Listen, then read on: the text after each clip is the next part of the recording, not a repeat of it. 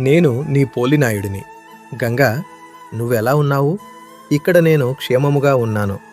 ముందుగా చిన్నోడా కళ్యాణి, నీకు పుట్టినరోజు శుభాకాంక్షలు. చిన్నోడా కళ్యాణి, నువ్వెలా ఉన్నావు?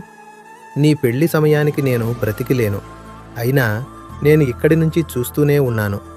నా అల్లుడు రాజు బంగారం నిన్ను బంగారంలా చూసుకుంటున్నాడు.